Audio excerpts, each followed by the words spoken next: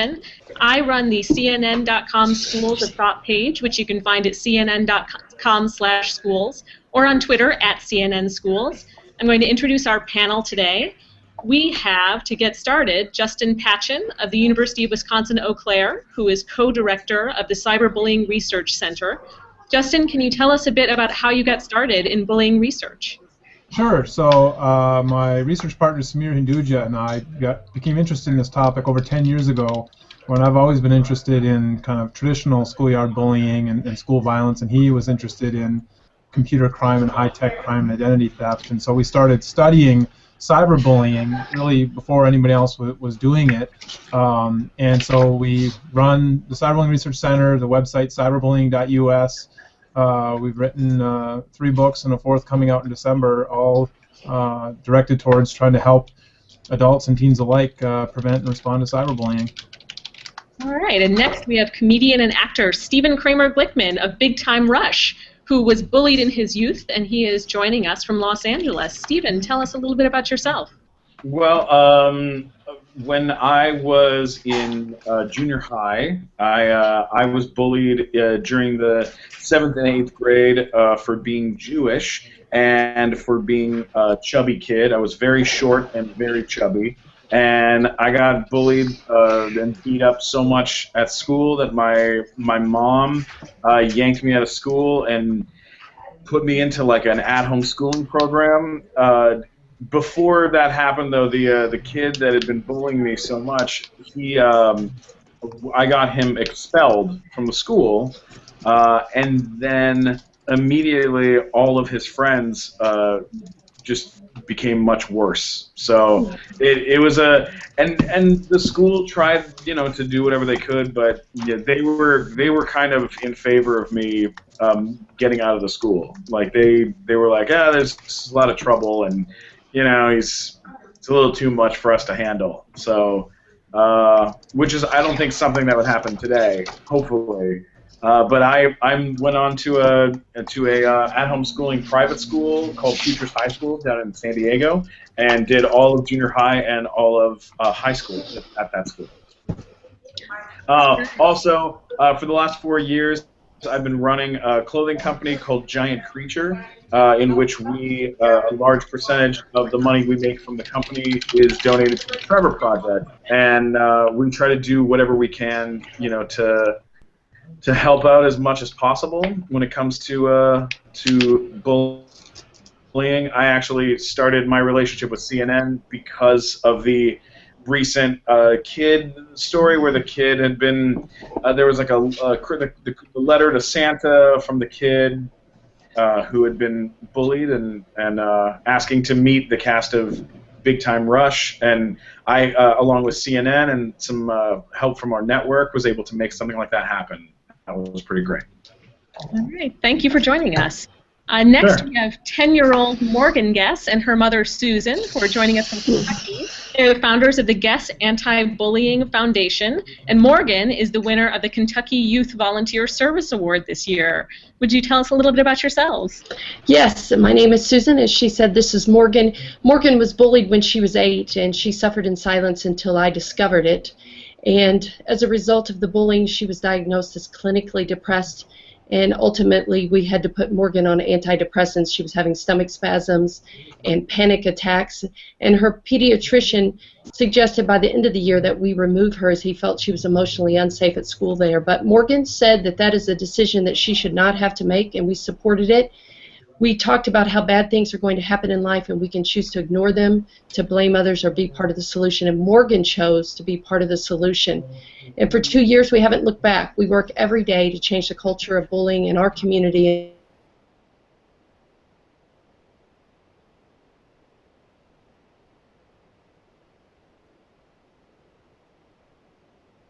Who shared her personal story on CNN iReport, and she explained to us how she had been a victim of bullying when she was in school and how she works with her students now on that. Denise, tell us a little bit more about yourself. Hi, I've been teaching for 28 years. I'm a teacher in New Jersey at West Effort High School. And when I was a freshman in high school, unfortunately I suffered bullying. It was harassing notes, it was rude remarks in the classroom, and the culminating experience was when I was led off of school grounds and punched in the face. I chose not to retaliate physically. I did not cower when she struck me. Instead, I stood up to her and told her that I think, I wasn't going to fight her. And she said that she was going to come after me later, but didn't. So my nonviolent approach worked. But it was a year that was very difficult for me. I suffered a lot of emotional stress, despite the fact that I had a lot of friends. I had a boyfriend. I had supportive parents. And at the end of the year, I had the option of transferring to a different school because of redistricting, and that was an option I chose. And after that, I was never a victim of bullying, and I hadn't been previously, but what it showed me is a snapshot of what some kids face their whole school career. And when I became a teacher 4 years later, and have been doing so, I share with my students what I experienced, and I try to get the dialogue going each year so that they know that there are steps that they can take so that they don't have to suffer. And ideally, I know students want to solve the problem on their own, as I did. Sometimes that's not a possibility, and I want them to understand that there are teachers there to help. But I think another part of the solution is the bystanders getting involved. Mm-hmm. And there are so many people who are involved in bullying, either bullying victims or bystanders. It's something like 2/3 of a school. And the bystanders have the power to do one of two things. They can speak out at that moment, but that's scary for a lot of kids. But another thing they can do is tell an adult, and that's what we hope. So there's a lot that can be done. I think we're moving forward in many ways in the schools, but I still think we have a long way to go. Thank you, Venice. And actually, let's direct our first question. This came to us from our Google Plus page from user Mark Ivy. And Venice, I would love to hear your take on this. Where is the line, or is there a line, between what is acceptable razzing and what has been part of growing up for a millennia and harmful, destructive bullying? What do you think? I think the key is repetitive behavior. If it's causing someone emotional or physical distress continually, that's a problem. And kids in high school do tease each other. They tease me. We all tease each other. Teasing is a sign that you like people. The line's crossed when someone suffers emotionally or physically. And I think we need to teach kids where the line's drawn. And I think that teachers really need to listen. And we are all busy. And unfortunately, a lot of times we don't hear what's going on because it takes place in the hall. It takes place on a bus. It takes place as students walk to school. With me, in most of the cases, it was out of the earshot of a teacher. Well, Susan and Morgan, I would love to hear your perspective on that. Do you feel like that is a clear line? And does that line matter when you are actually the one going through it? And I want Morgan to be able to answer that, but I want to say that our experience has been so many times the kids will go for help, and there seems to be a discussion or argument about whether it fits a bullying criteria. To me, we spend too much time with the child trying to defend whether it actually fits a bullying criteria, when in fact, regardless, I think we should try to help those kids and provide a better environment for them. But Morgan could discuss it too in terms of, Morgan, what do you think in terms of bullying and when it's teasing and when it's not? Well, there's parts where kids, they just think some parts it's just, joking around, but other parts it's really serious. It depends on what they're saying. Yeah, and I think it's difficulty. They may think it's funny, but to the kid that's being bullied, it's not funny to them.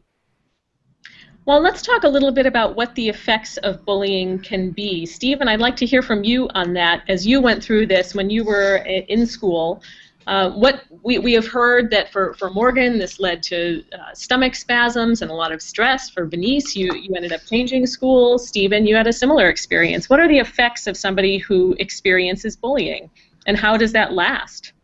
The thing with me is that I was being bullied for something that I was proud of.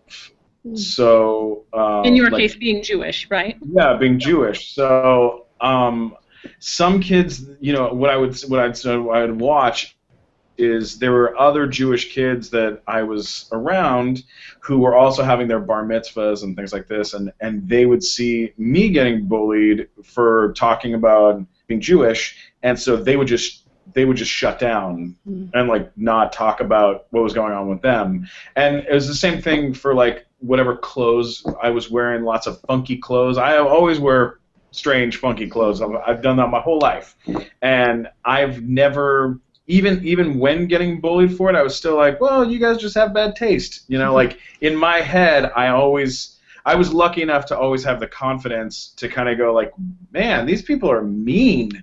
Like, why are they so mean and rude to me all the time? Like, this is terrible. And the only way that it started really showing up at, like at home was I would be like on the, at the PE center, where everyone's, playing, volleyball or basketball or whatever, and kids would chase me with jump ropes and tie me up behind the gym and then just beat me behind the gym with jump ropes or with whatever they could get their hands on.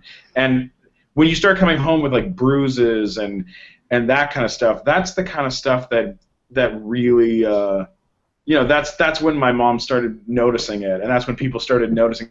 Once it got physical, the verbal stuff was very was kind of like, oh, it's that's just boys being boys, But once it actually got to physical stuff, I think that's when it started being something that people started paying attention to. Well, I think, Justin, it would be great to hear from you, because it sounds like we've heard from people who've experienced all kinds of physical bullying and verbal bullying, but a lot of this stuff can take place online or through text messages and things that parents aren't able to see, that teachers aren't able to see. What are the effects on young people who experience cyberbullying? Well, I think to begin, Stephen raises a good point that I think everybody has a certain threshold about what they can handle and what they can tolerate. And so for him, he could tolerate a certain level of the sort of the verbal and the non-physical aspects of bullying, but it's not like that for everyone. And we certainly do see examples of situations where teens are cyberbullied, and there's no direct physical contact, but yet it affects them very deeply, psychologically, emotionally, relationally. They don't feel safe going to school, so they have trouble at school. And every child is different in terms of what they can handle and in terms of how they experience that bullying. And so to generalize, I think, is a bit dangerous, but yet we have seen some pretty significant consequences in the lives of kids who experience bullying. And I should say, both on the standpoint of the victimization and among those who are doing the bullying, we see some problematic behaviors and low self-esteem. And so there are issues going on both sides of the equation. So sure. If a parent, I mean, Justin. Go ahead, Stephen. Oh no, just real quick, Justin. Something that I just wanted to bring up was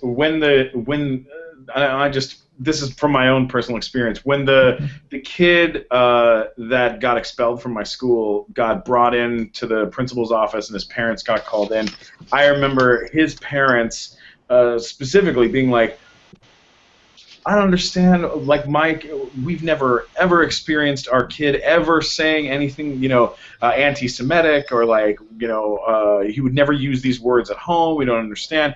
And that always has kind of led me to believe that when it comes to other things like cyberbullying and stuff like that, like, it is really, in some ways, the parents' responsibility to be, if the parents can monitor what the kids are actually doing, like through text messaging and through Facebook and Twitter and stuff like this, it's so much easier to be awful through the internet than it is to be in person. It's such a cowardly way of doing it, but it's also trackable, and you can see who's actually doing it, and you can see what they're saying. And I just think when it comes to that stuff, I think a lot of it should fall on the parents to keep on top of their kids. I agree, and I think you raised another good point. The fact that when you were bullied or when I was bullied, and when it was a lot of he said, she said, it was hard to prove exactly what was said. With cyberbullying, by definition, there's always that evidence, and so it's important for kids who are being cyberbullied to keep that evidence, to keep those messages, and to take them to an adult they trust so that they can help them solve the problem. Because you're exactly right. A lot of times parents don't want to admit that their kids would say such a thing, and but it's very clear when you've got that digital evidence. Absolutely. I mean, you know, like if a kid says a bad word to a parent, they get grounded. But if they do it through Twitter, you know, like I'm on Twitter, you know, 24 hours a day. I got, you know, a quarter of a million people following me on Twitter, and the things and the words I hear people use, the racism I hear on there, and the anti-Semitism I hear on there, and the horrible stuff that people say on there. Like I'm like, how old are these people that are saying this, and where are the parents that are? I've blocked so many people on the internet just because.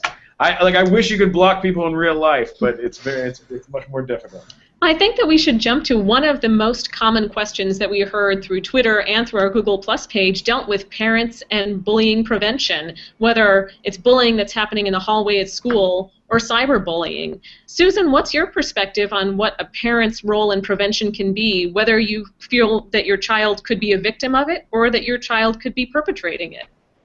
Well, I think kids are often embarrassed, and they feel like sometimes they deserve it, and they're afraid that if they tell it'll get worse. I know that was our situation. I would have never believed Morgan wouldn't have come to me, and when I said, "Why didn't you tell me?" she said, "Because I thought it would get worse." So I think it's important, first of all, that you listen and you believe your children. It's important that they know there is an advocate, and if you make excuses about why maybe it shouldn't have happened, then they feel unsupported. I think it's hard, but it's important to stay unemotional too, because if you're fearful and upset, I think they become afraid. And I think it's important to talk about why bullying happens and to help them understand that it's not their fault that they were the target.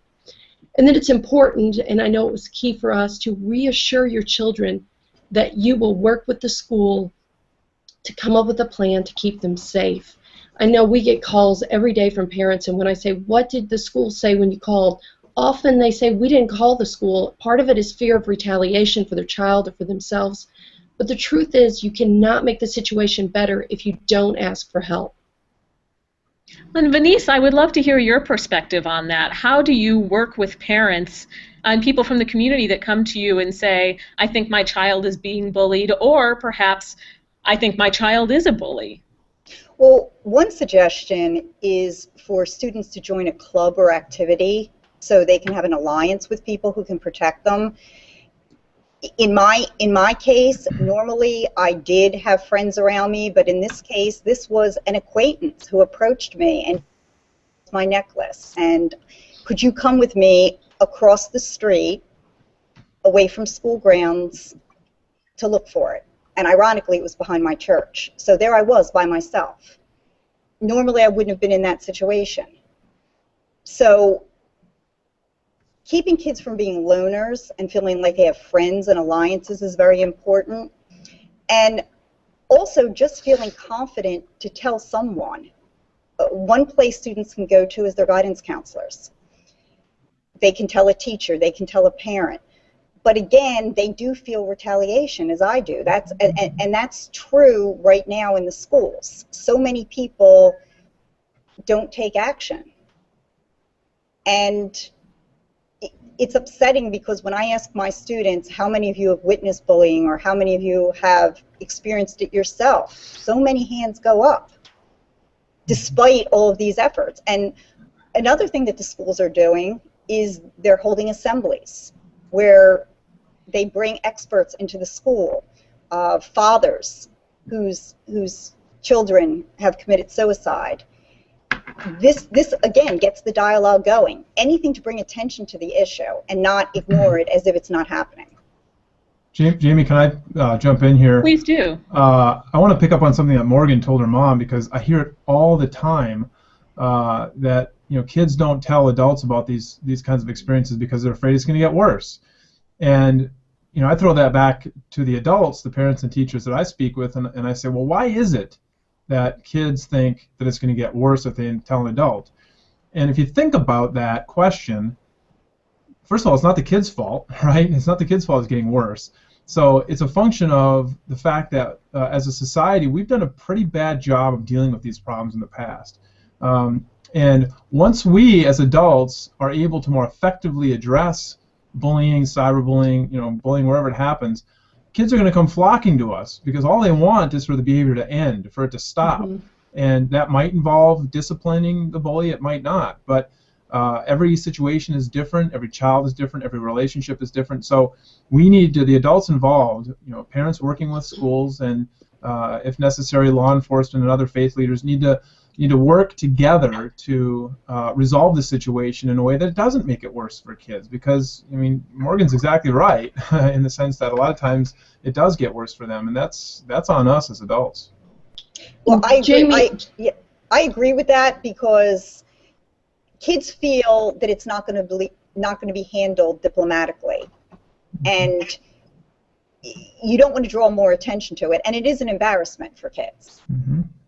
I was going to say, too, I know 2 years ago when this became an issue for us, we're very involved in the community, but I think the national conversation has helped the last 2 years, because 2 years ago, people felt like by our talking about it that we were making a school look bad, when in fact 2 years later they recognized that Kentucky leads the nation in suicide attempts for teens, and that 13 million kids will be bullied every year. So to ignore that bullying happens in your school means that you're ignoring taking care of your children. And we also felt that undercurrent of, I wish she'd quit talking about this, which does not help.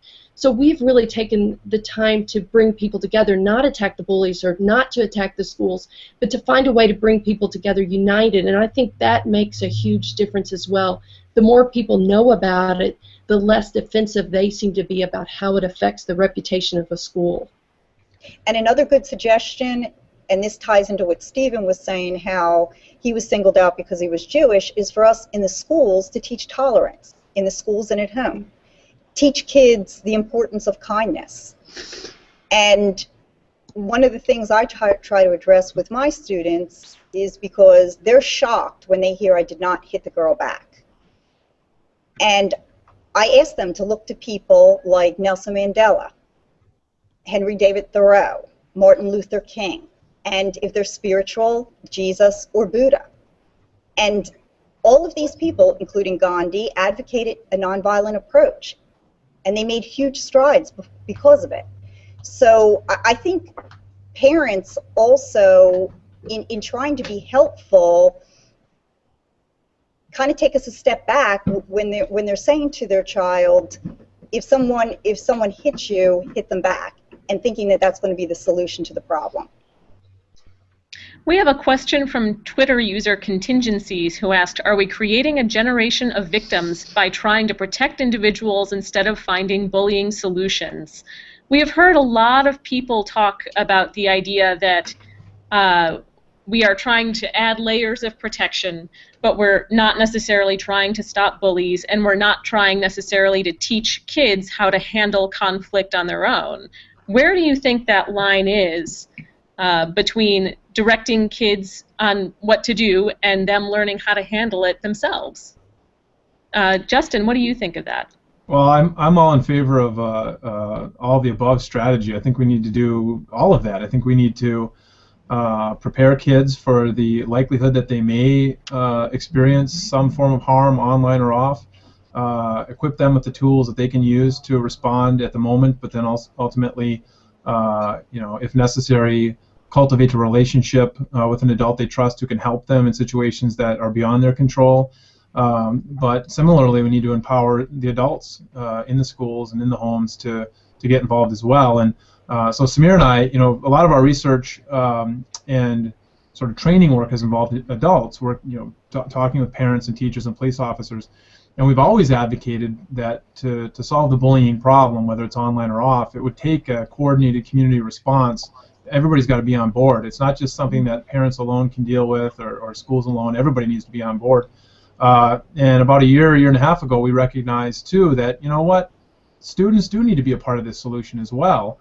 which is why we wrote our new book that'll be out in December, which is written for teens, and it's a guidebook for them. It gives them specifically strategies that they can use when they're being cyberbullied, when they see it happening, and exactly what Venice was saying earlier about promoting kindness as opposed to cruelty, and making it cool to care. And there's just so much that teens themselves can do in terms of being solutions to this problem, and I think they're hungry for resources, and we're definitely trying to help them.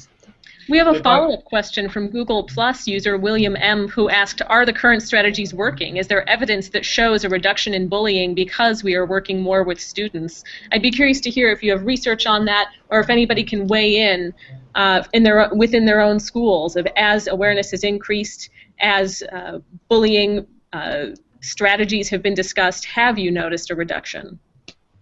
Yeah, I suppose as the token researcher here, I can weigh in on this. The data on bullying has been relatively stable, perhaps decreasing. There's a little bit of disagreement in the research about that, depending how far back you go, but it's certainly not increasing. Cyberbullying, we've been tracking it for about 10 years, as I said, and our studies have shown it relatively stable. There are a couple of studies I know of where it's shown a bit of an increase. There aren't a lot of good high-quality evaluations of specific bullying programming, although there's some really promising results when looking at social-emotional learning programs and PBIS and some other sort of fancy educational acronyms out there. But in general, I think the trend is stable and or improving slightly.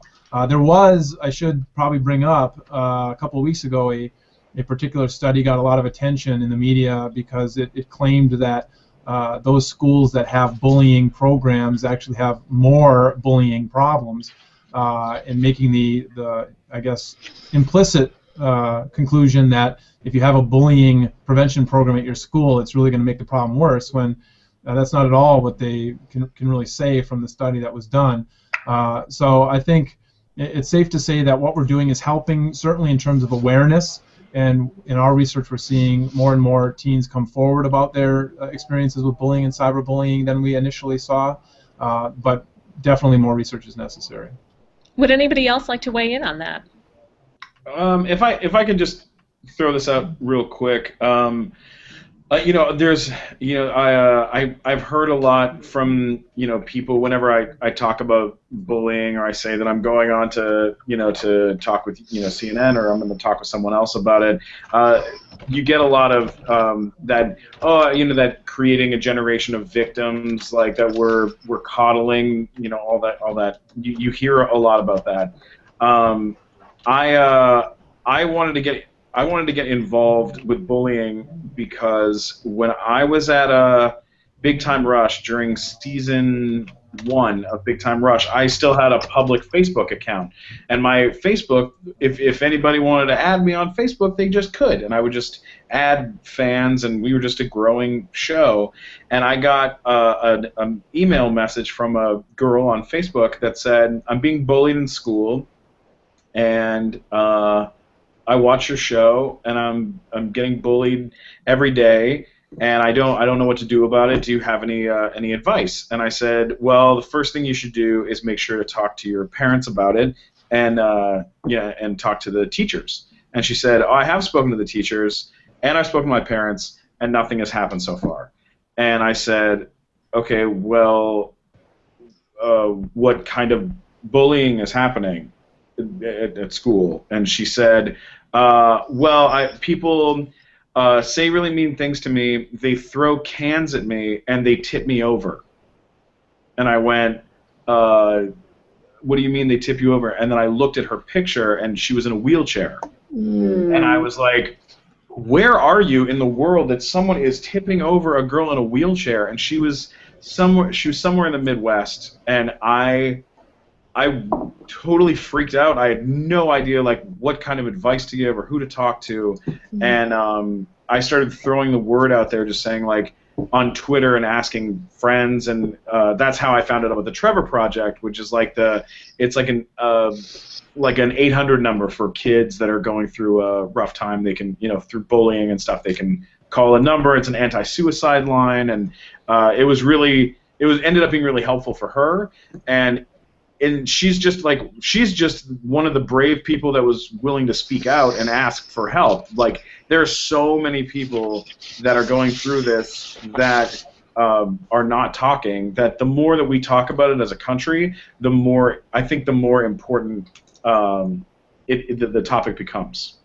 I think that's a really interesting point. Go ahead, Susan. I was just going to say, having experienced bullying, although we would never, if we could take it back, we would, but we have really taken it on as we're not victims, we're change agents. That a terrible thing happened to Morgan that had lasting effects, but at the same time, she's learned that she has a voice, that she can stand up for herself and she can be herself. She has learned that she can be an advocate for herself and for others. She started a Kids for Kindness page to provide a space for kids to say nice things about one another. She has learned that she can make a difference in the world as a 10-year-old, and I think that's a lesson learned for kids that have been bullied, that you don't have to be the victim. You can go out and change the world when something bad happens to you. Morgan, I agree with your approach. With my students, I share my story because I know that they perceive me as a self-assured teacher and not a cowardly victim. And I want them to know that there's life beyond bullying, that you can go on to do great things and be a role model and speak with confidence. And I think too many kids who are being victimized at the moment don't see their life getting any better. Mm-hmm. So I think bullying survivors, as you are, and myself, need to continue to speak out and let kids know that there's going to come a time when they will get beyond this if they're strong, if they seek support and they speak out. I'd really like to hear more about what is happening in your communities. During the course of reporting about National Bullying Prevention Month, we've heard a lot about the education for students and the education for teachers and people who are working in schools. But if you are a parent or if you are in a community and you sense that there is a problem with bullying, what are the options out there for what you can do to spread the word, to learn more, to help out?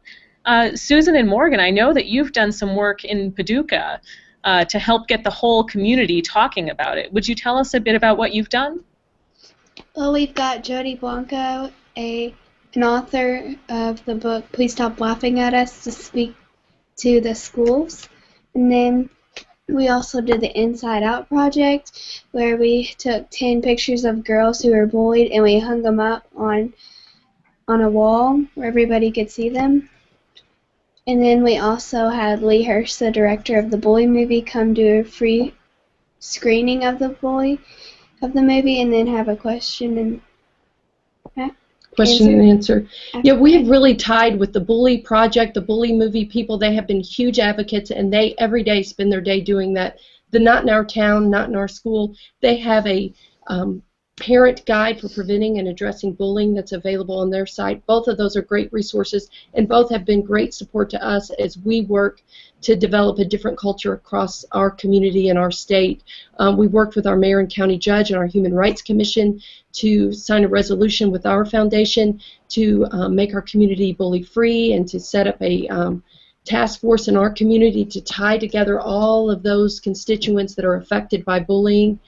I think it is important that everyone's voice be heard and everyone be a part of it, because, as Morgan said, we have to learn to teach kids how to be upstanders rather than bystanders. We had a fight in a school here where the child who did stand up and tried to stop the fight ended up going to alternative school, which, so we need to think about when kids do become upstanders, if they're punished for it, does that send a message that other kids will not stand up for a kid in crisis? Well, and I'd like to hear from Justin on this, since a lot of bullying that's taking place is happening online now, which feels, I think, to a lot of members of any community like something that is far outside of what they can take care of. Oh, that's not my kid, or I didn't even know that site existed. What can be done?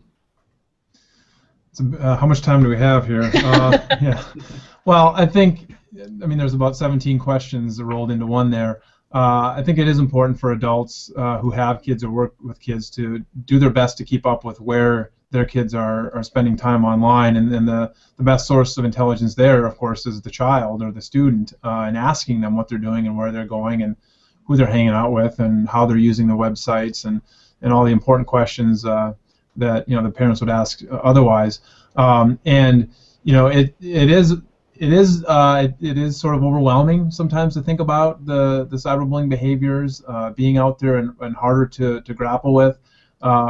But what we find in our research is most of the time when a child is being cyberbullied, it's by somebody who's in their social circle, from their school. It's rarely this sort of stranger trolling the internet. At least when it happens among kids. I mean, Stephen, I'm sure among his 250,000 Twitter followers, probably gets a bunch of people that just troll looking to cause harm. But among students, usually it's people they know. And based on what's said in the online environments, it's usually relatively easy to figure out who's involved. And so at that point, it becomes something that I think families and schools can work together to address. But again, it is a challenge in terms of trying to keep up because technology is moving very quickly, and it's a challenge. We had a question from Tamesia Curry on Google Plus who asked, what are some of the latest security measures that social media sites and applications are implementing to curtail cyberbullying? What is the role of the technology companies in this? I mean, let me just ask a quick question to Justin. I know that there are parental controls and things like that that parents can set, but what about like language controls, like words or things that are inappropriate? Is there anything like that that's been set up that you know of? Yeah, definitely. People are working on it. We get contacted by tech companies all the time. Well, I shouldn't say all the time, but definitely by a half dozen or more, who are trying to develop sort of algorithms to pick out not only the obvious words that would trigger sort of a concern, but sort of how teens kind of mask the words and acronyms and things like that. And that the problem with that type of a solution, like any tech solution, is it's really situational and short-sighted and easily circumvented. And so I think it's better to teach kids to identify the problems themselves and adults to some extent. But then, because the user population is so broad, for example, hopefully you develop a culture and a climate at a school where if somebody sees another person being harassed, either at school or online, they know what they can do to stop it in terms of intervening themselves or getting the right adult involved. And so that doesn't take any particular technology fix. But going back to sort of the original question and whether or not there are some technological solutions, I believe that there is a role, especially for younger internet users, in parents utilizing filters and appropriate kind of software applications as they roll out internet access for the young people. The one thing I do sort of push back on is surreptitiously monitoring your kids or spying on your kids and looking to catch them in the act of doing something that they probably shouldn't be doing. Because frankly, if you do that, eventually you're going to find something that you're going to have to confront them about, and good luck having them trust you ever again when they find out that you've been spying on them. And I have parents tell me all the time that, look, I'm a parent, it's my device, I bought it, I can do whatever I want. And my response to that is, you're exactly right, you can do whatever you want, just I'm here to tell you what the potential consequences might be in terms of your relationship with your son or daughter.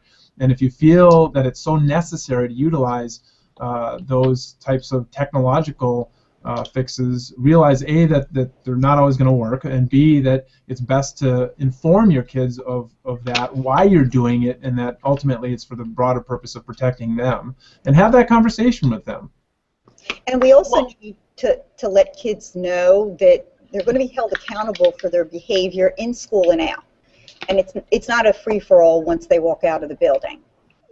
And I think we're trying to get that message out more and more to kids that what's happening online can come back to them at school and have consequences. Absolutely. I mean, look, if a grown-up can get fired from their job for saying something bad about their company on Twitter, then a kid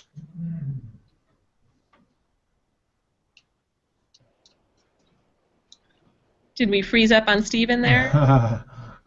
All right. Susan and Morgan, I saw you making a knowing glance during that conversation when Justin mentioned talking to your kids about mobile devices and who's allowed to do what. What's that?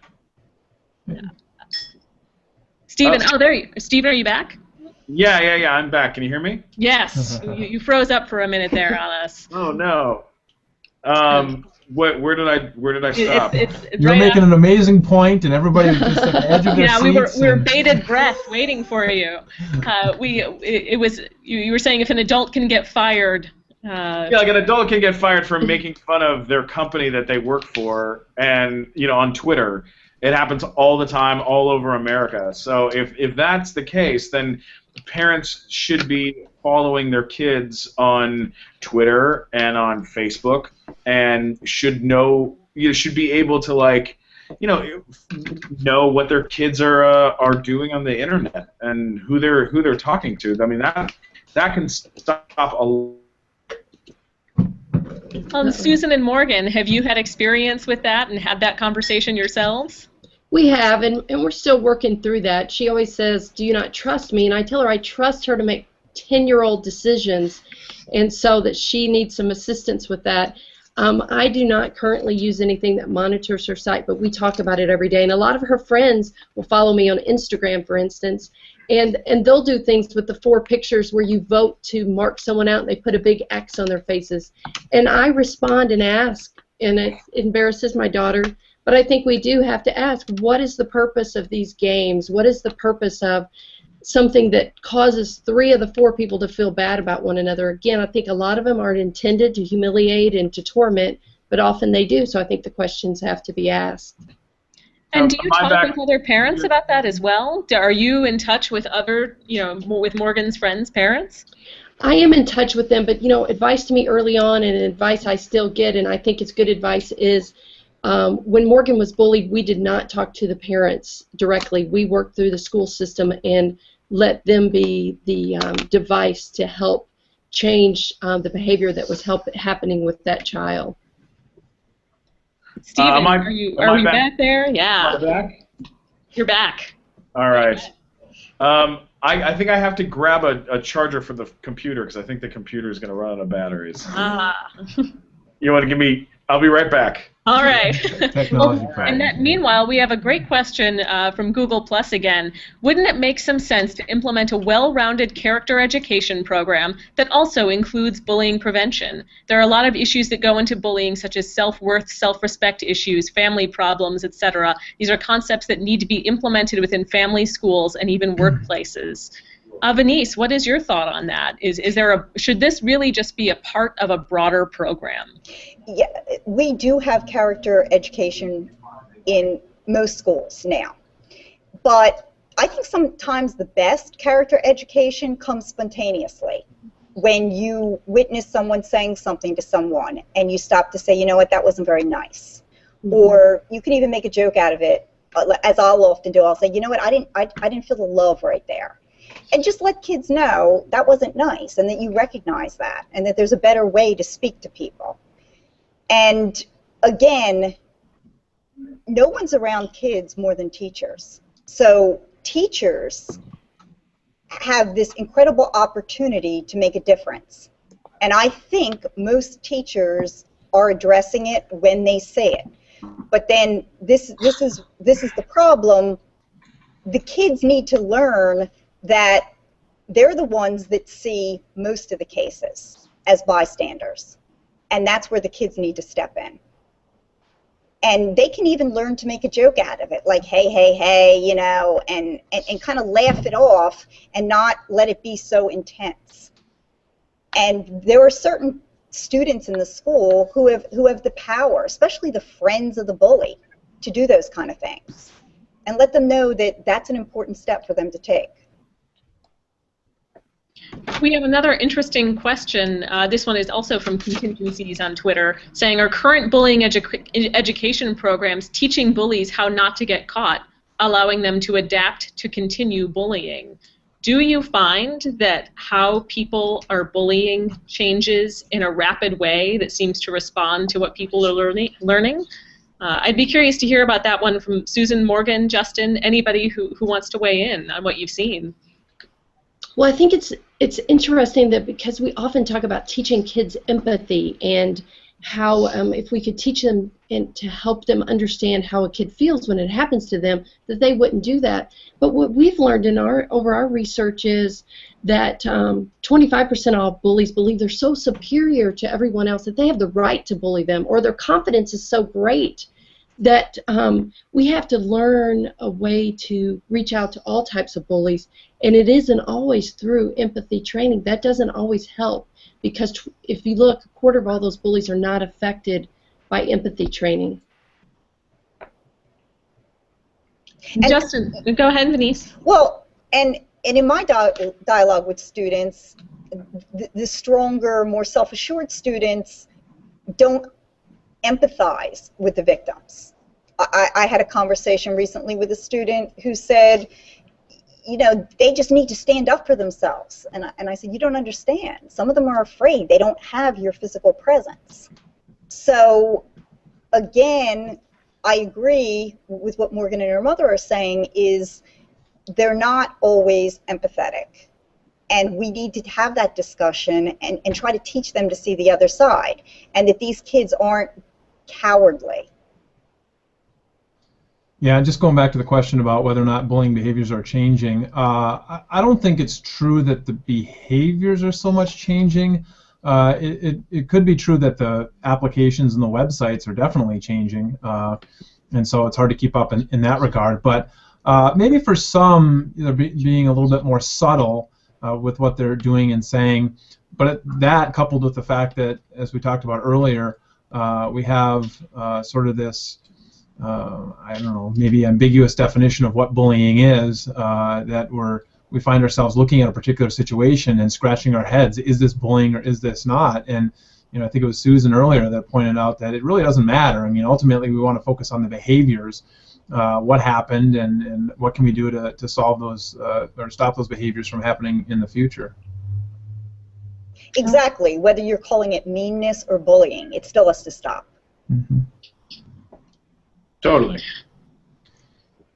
All right, so if you aren't the principal of a school, if you're not a community leader, if you're not a parent who's able to spend a lot of time at the school with your child, what are the things that you can do? We are hearing lots and lots of questions from people saying, I don't know how to help my child, or I see this happening and I think it's happening to the child down the street, and I don't know how I can step in. I'm not the one who sets up the program.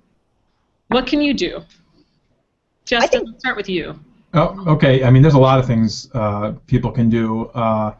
So check out our website, cyberbullying.us. We've got specific advice for parents, for teachers, for teens themselves, and it's just there's many little things from from the bystander aspect of teens standing up with their classmates to what a parent should do if their child is being bullied, what their parent should do if their child is the bully. So again, there's a lot of information that we have on our website, and we add more information every single day. So definitely check that out as a resource. Great, Benice, what were you going to say? I think contacting a child's guidance counselor is an excellent place to start, because that's a safe place. Because once you speak to, whether it's a teacher or the guidance counselor, they will make sure the appropriate people are informed and appropriate action take place. Thank you. Susan, Morgan, what are your thoughts on that? Well, I would follow the same advice I gave earlier about listening to your child and helping them, but also I think it's important, our lesson learned was it's very important that you put everything in writing to your school so that you have a plan that everyone's in agreement with, that you have proof of what said, what the agreement was, and that action is going to be taken. The difficult thing from a parent's perspective and with privacy laws that we learned is schools can't really tell you what they're doing to help the child that was the bully or what has been done to change the behavior of the bully. So often as the parent it feels like nothing's been done when in fact a lot is probably being done. But I think that is a barrier to the parents and to the family that has experienced bullying.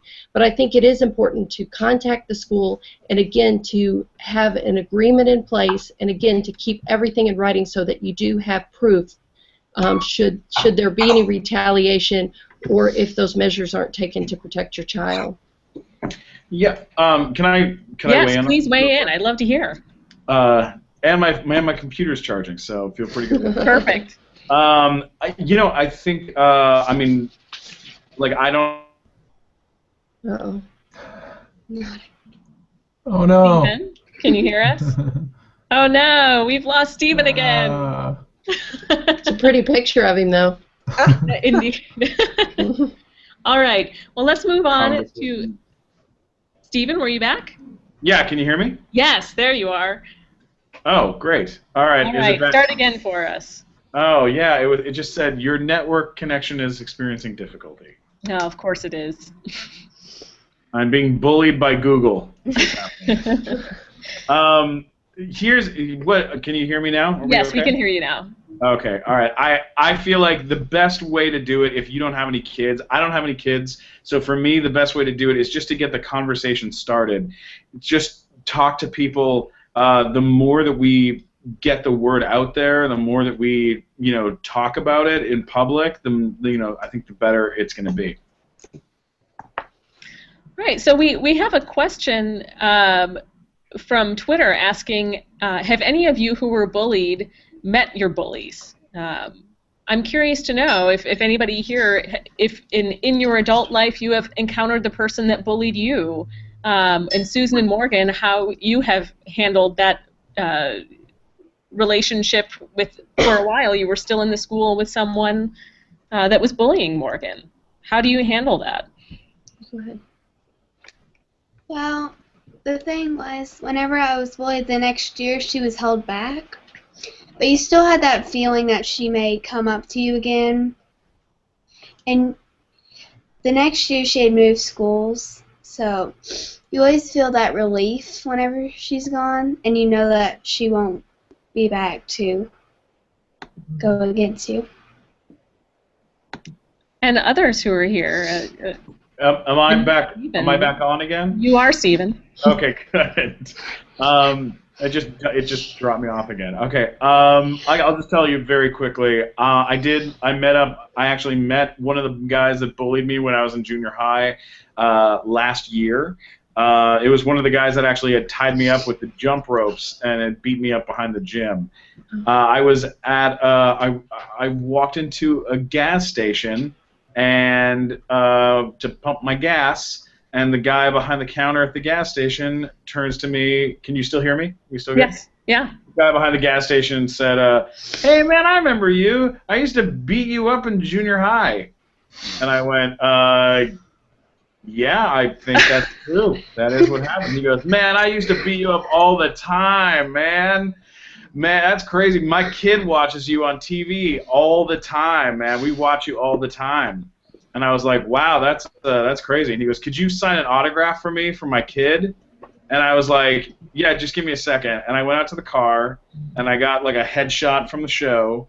I came back in, and I said, "What's your kid's name?" And he said, "Brian." And I said, "Dear Brian, don't be afraid to call Child Protective Services."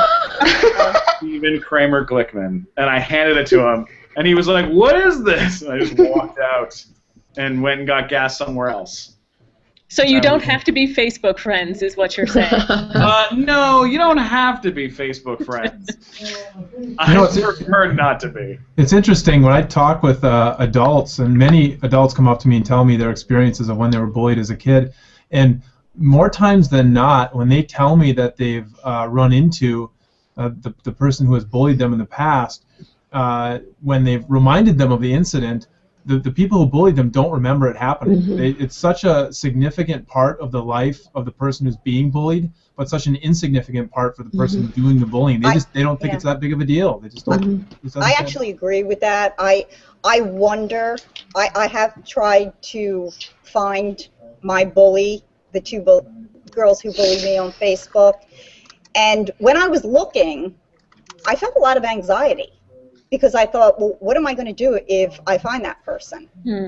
And I haven't, as of yet, I haven't, but I do wonder what I'll do. I thought about maybe sending them the article because I have concerns that they won't even remember that it was such an insignificant thing to them. I'm sure they had no idea how I suffered emotionally because of that. But it's funny because my students ask me that, you know, have you communicated with these people? And through Facebook, a lot of people have said to me, as adults, you know, I was bullied. And I think the more we get this dialogue going, what I've learned is how many people it's touched. And it's people you would never expect. All right, so we're just in our last few minutes, so I'd like to get the last thing that you would like to point out. It's National Bullying Prevention Month. What is the thing that you would like the people watching to take away? Justin, can you start for us? What is the one thing you would like people to know, remember, to think about, to look up when th're through here? Buy 100,000 copies of my new book. No, I mean, again, just to plug, the book is called Words Wound: Delete Cyberbullying and Make Kindness Go Viral, and we wrote it, Samir and I wrote it for teens to help them be a part of this, the solution to this problem. And so there are resources out there. If you're being bullied, you're not alone. We're here to help. You've got a lot of adults in your life who are willing to help. You just got to find the right one. So if you're being bullied, maybe you don't feel comfortable talking with your parents, or maybe you don't want to talk to your teacher, but hopefully there's some adult in your life that you can trust to help you get through it. So, and if not, drop us an email because we'll do what we can to help. Thank you. Stephen, final thoughts? You know, can you still hear me? Yes. For me, I'm gonna say that it's a rough world out there, and there are a lot of rough people, and sometimes you have to remember, if you're being bullied, the person that's bullying you, they might have a really rough life. They might not have this kind of support when they come home. Sometimes that kind of mental abuse that they're putting on other people is because they're being mentally abused at home. And I think, you know, try to understand, you know, try to like see where they're coming from, and try to be try to be strong and know that, you know, high school is not going to last forever. Elementary school is not going to last forever. You're gonna make it out, and there are a lot of other people out there that have been bullied just like you, and they're making big waves out there. So, you know, keep your chin up. All right, thank you. Venice, final thoughts? One of my favorite quotes is, "Be kind, for everyone's fighting a huge battle." So I agree with Stephen that we have no idea every day, day to day, what people are facing, and it's not just in the schools, it's with adults too. So when my message to kids is, whenever you get a chance, choose kindness. All right. And Susan, what would you like to say? Well, you know, people say all the time that bullying will never end, and I don't disagree with that, but my message is, if we can change attitudes and behaviors about smoking, about drinking and driving, I absolutely believe that we can change attitudes and behaviors about bullying. All right. And finally, I would like to hear from Morgan. Morgan, I'd love for you to tell us what life is like after bullying. Well, you always have that. You always feel relieved that it's over. And my message is for kids to know they can make a difference, and we can change the world if we take a stand and if we stand together. All right. Is there anything that you'd like to add, Morgan? She's a little shy this afternoon, but I think she's a testament that you can do great things, and that bullying is not the result of your life. All right. Well, thank you very, very much, everybody. This has been a great discussion. We so appreciate you joining in. And here's hoping that the problem will come to an end soon enough. Thank you. Thanks, everyone.